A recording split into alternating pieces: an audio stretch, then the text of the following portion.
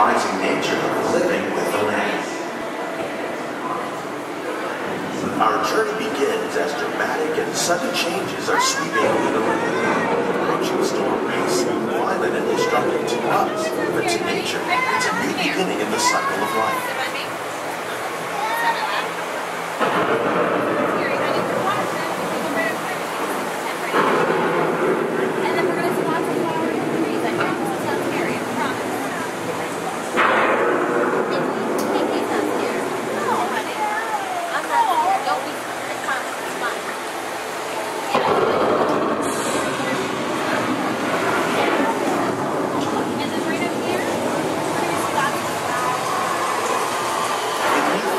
Of the land, roots trap water from the flowing mud, extracting precious nutrients and minerals. These elements, combined with sunlight, create the diverse living systems of our planet.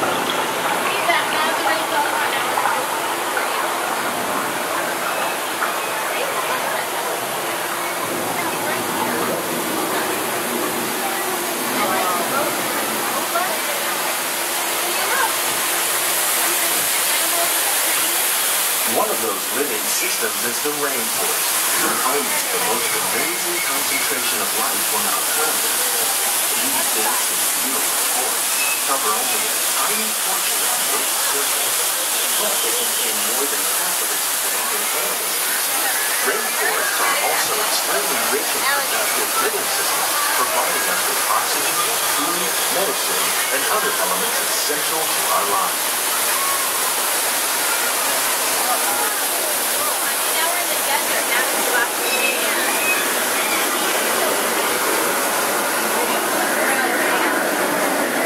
In the desert, nature has created a very different, known as beautiful living system.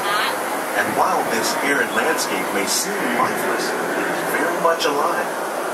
The plants and animals that have learned to survive in these harsh conditions make use of what little water they can find and avoid the scorching rays of the relentless sun. The American prairie once appeared as desolate as the desert, but over time, rainwater and nutrients gradually penetrated the hard surface of this land. Even the hooves of the mighty buffalo helped create the rich soil that one day become home to the American farm. Here's the farm. What's it coming? Over here. Come here. See? Now.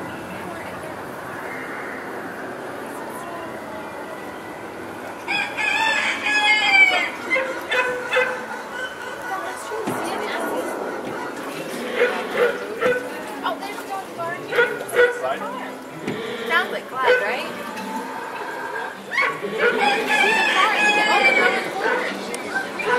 Of all the forces at work on the land, humans have had one of the most profound effects.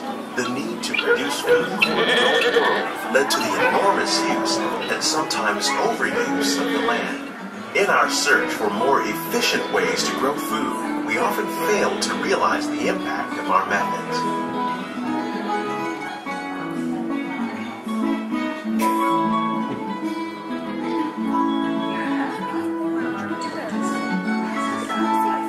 Today, we're learning to live with the land, discovering better ways to grow food that will assure both human and environmental well-being.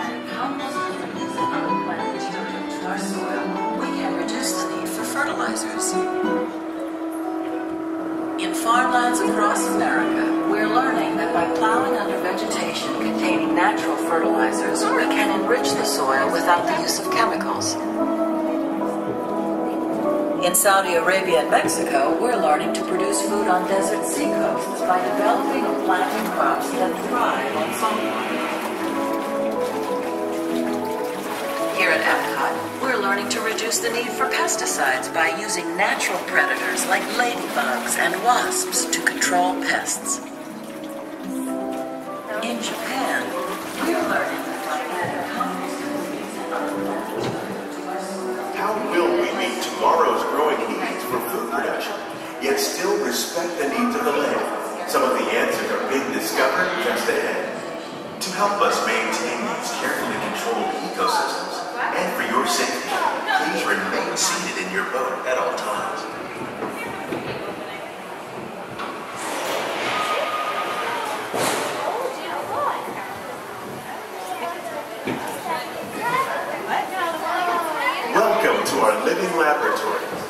Scientists from Epcot and the U.S. Department of Agriculture are exploring innovative ways to produce bountiful harvests now and into the future. The tropics are home to the greatest diversity of plants on the planet. Many of these, like papaya, bananas, cacao, coffee, and rice, are well known around the world. Others, like the jackfruit, fluted pumpkins, and dragon fruit growing here, represent the vast number of lesser-known tropical plants. As we learn more about these crops, we discover that many are rich in vitamins and minerals, while others are well adapted to growing in less than ideal conditions. For instance, the fluted pumpkin thrives in the worst soil conditions of Africa.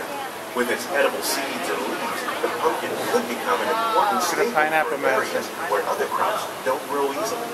The unique-looking dragon fruit is actually a member of the cactus family. The fruits are high in vitamin C, rich in antioxidants, and have a light, sweet taste. The fruit originated in Mexico or Central America, but is already becoming popular in Asia. It could become a source of important nutrients for people right there, it's a banana tree. areas of the world.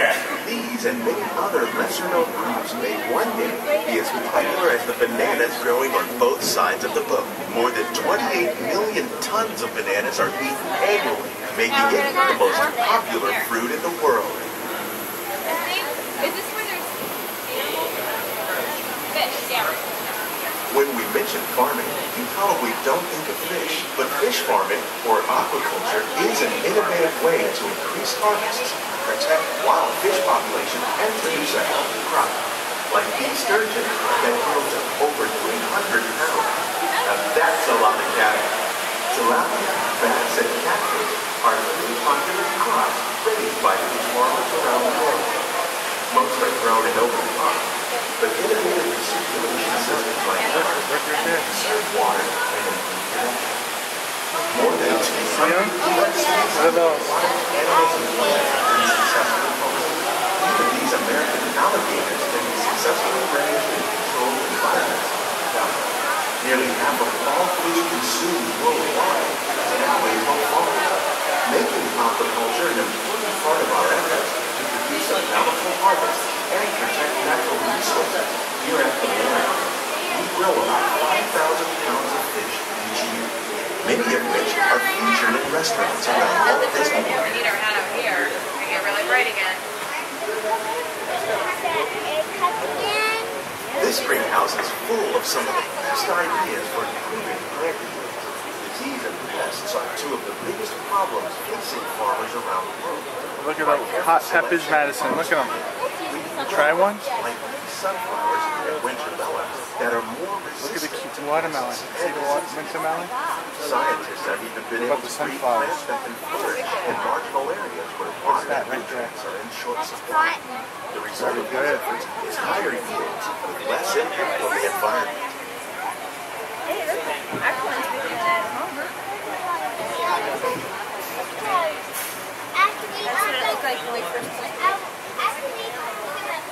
These plants are definitely on their way up. Pumpkins and squash. Innovative growing techniques like the ones you see help to increase yields while more efficiently using resources like water, fertilizer, and pesticides. We're growing these nutritious sweet potatoes above ground. This method increases yields, produces larger potatoes, and can be used where rich soil is in short supply. We're growing lettuce using our nutrient film system. This technique precisely controls and recycles vegetables coming up. With it, we can produce over 27,000 heads of lettuce a year. Where? One small area. What's in the middle?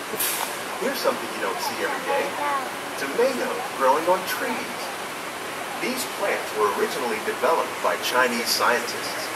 Tomato trees live longer and produce many more tomatoes.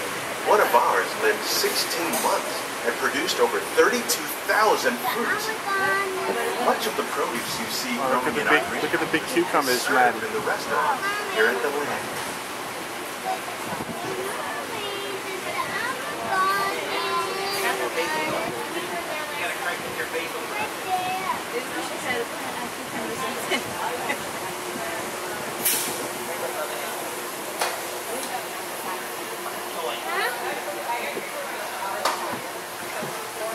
Mary.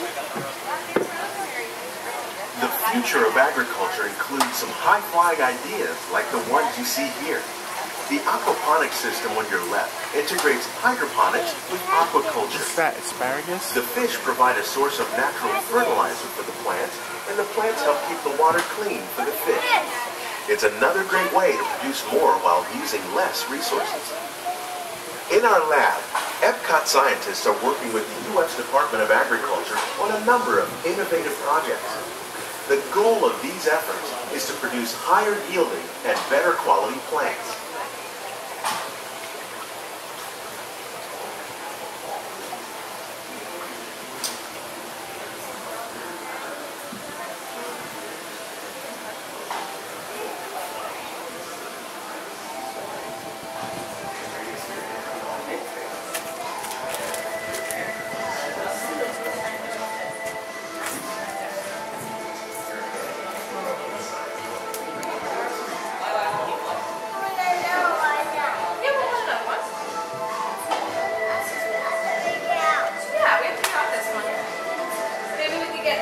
These greenhouses represent just a tiny fraction of the work being done worldwide to produce bountiful harvests for our growing population.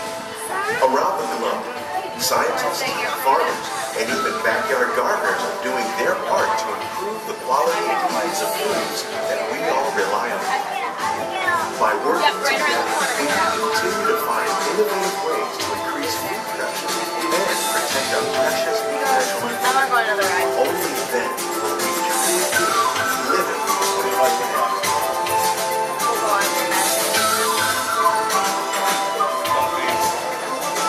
On behalf of Walt Disney World, we hope you've enjoyed this unique journey through our living laboratory. Those of you interested in an even closer look at our greenhouses might consider the behind-the-scenes look into it. It's a great experience.